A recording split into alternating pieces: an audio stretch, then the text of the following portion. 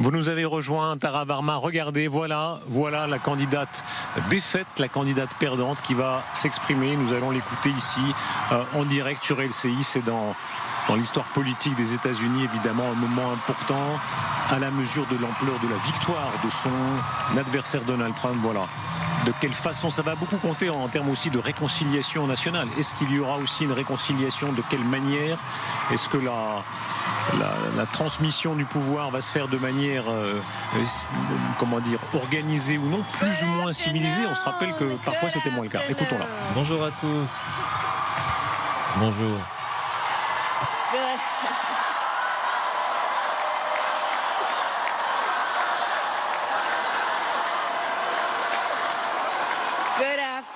Bonjour à tous, bonjour à toutes. Good afternoon. Good afternoon. Bonjour. Thank you all. Merci à toutes, merci à tous. Thank you. Merci. So let me say, Permettez-moi de and I dire, love you back. je vous aime, And I love moi you aussi. back. So let me say, Permettez-moi de my dire, heart is full today. mon cœur My est heart rempli, is full today. mon cœur Full of gratitude est rempli de grâce, for the trust de you have gratitude, placed in me. de confiance en vous, Full of love for our country. la confiance que vous avez placée en moi, plein d'amour aussi pour mon pays et une détermination à toute épreuve. Bien sûr, ces élections n'ont pas eu le résultat que nous espérions, mais ce n'est pas non plus le résultat de nos travails, de nos efforts. Mais écoutez bien ce que j'ai à vous dire. Il y a une lumière, une promesse américaine, et cette lumière brillera toujours de mille feux.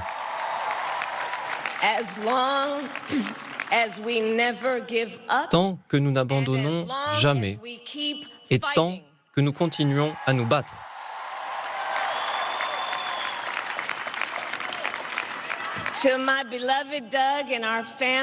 À Doug, à ma famille, je leur dis, je vous aime tant.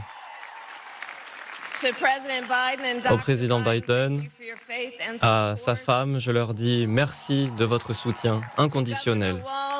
Au gouverneur Waltz, à sa famille, je suis éternellement reconnaissante envers vos services pour cette nation et je sais que vous continuerez à agir dans cette voie. Et à mon équipe extraordinaire, aux volontaires qui ont donné tant d'eux-mêmes,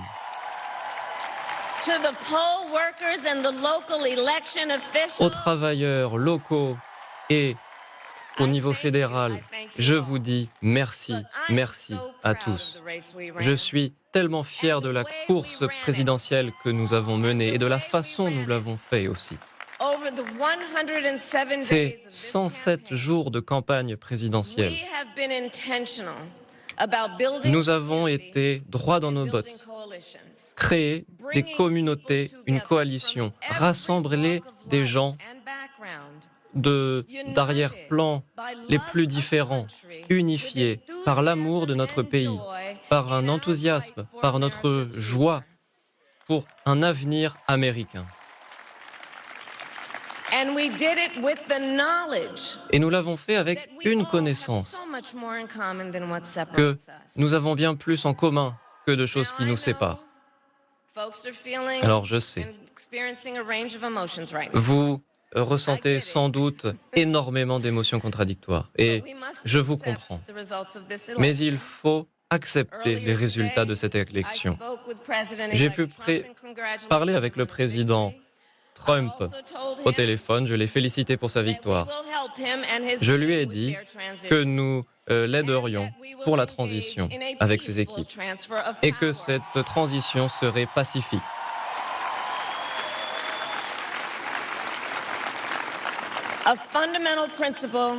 Il y a un principe fondamental de la démocratie américaine. C'est quand on perd une élection, on accepte les résultats. Et ce principe doit être maintenu comme tous les autres. C'est ce qui fait la différence entre les monarchies, les tyrannies et les démocraties. Et toute personne cherchant la confiance publique doit être à la hauteur.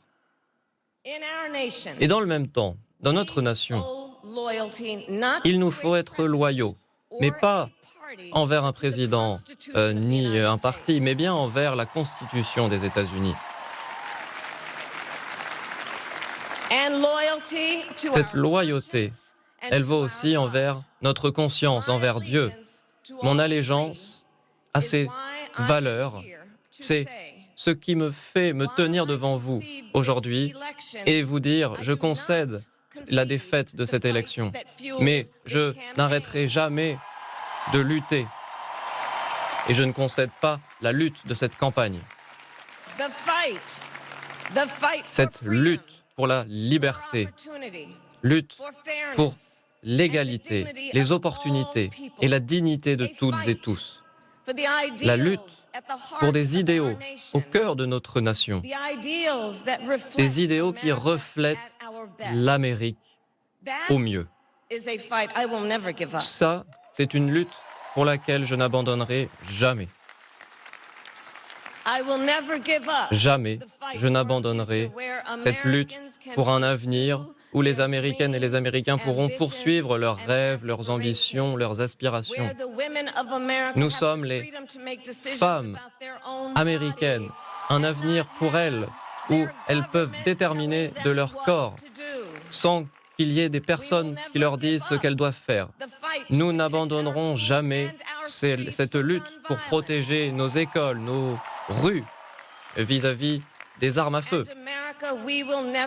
Et l'Amérique doit savoir que nous n'abandonnerons jamais le combat pour notre démocratie, pour notre état de droit, pour une justice équitable et pour l'idée sacrée que tout un chacun, qu'importe notre origine, a des droits fondamentaux et des libertés fondamentales qui doivent être respectées.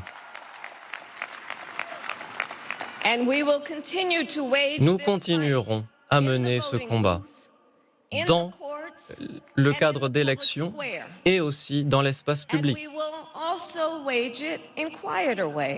Mais nous mènerons aussi ce combat d'une façon moins exposée, la façon dont nous traitons les uns les autres, avec gentillesse, avec respect, en regardant un étranger dans ses yeux et voir un voisin en lui.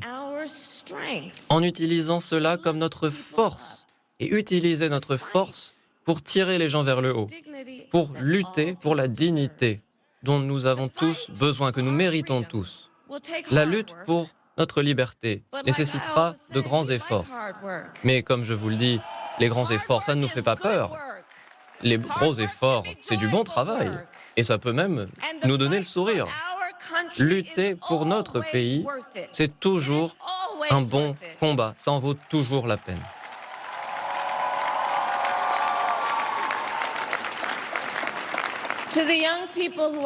Aux jeunes qui nous regardent. Moi aussi, je vous aime.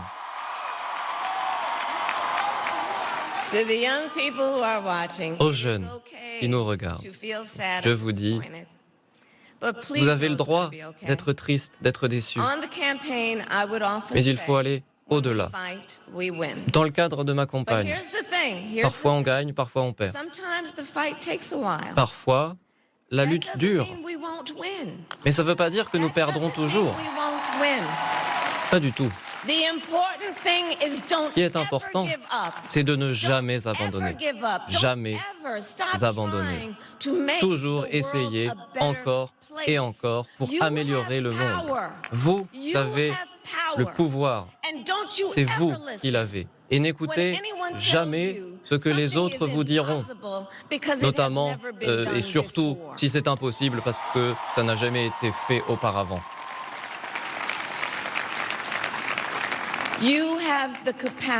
Vous pouvez faire des choses exceptionnelles, apporter du bien à cette terre. Et donc, à toutes et tous qui me regardent, je vous dis, ne désespérez pas.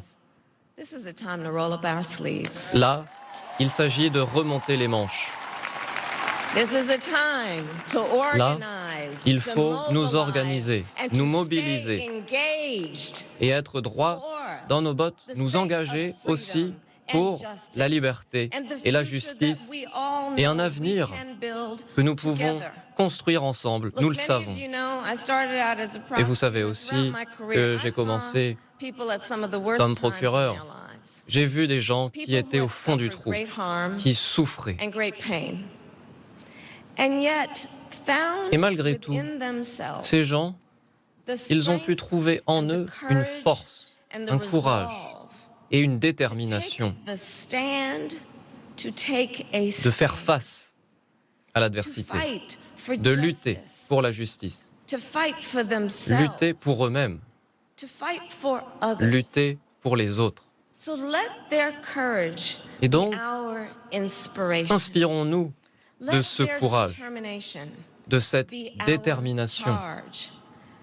C'est à nous de prendre le relais. Et je terminerai là-dessus. Il y a un adage que les historiens appellent la loi de l'histoire, qui vaut pour toutes les sociétés de toute l'humanité. Et cet adage, quel est-il? Une fois qu'il fait assez sombre, on peut voir les étoiles. Alors, je sais que beaucoup d'entre vous avaient l'impression que nous entrons une période sombre. Mais pour le bénéfice de nous tous, j'espère que ce n'est pas le cas. Mais même si c'est le cas, remplissons le ciel de lumière, de milliards d'étoiles. La lumière de l'optimisme, de la confiance, de la liberté, du service.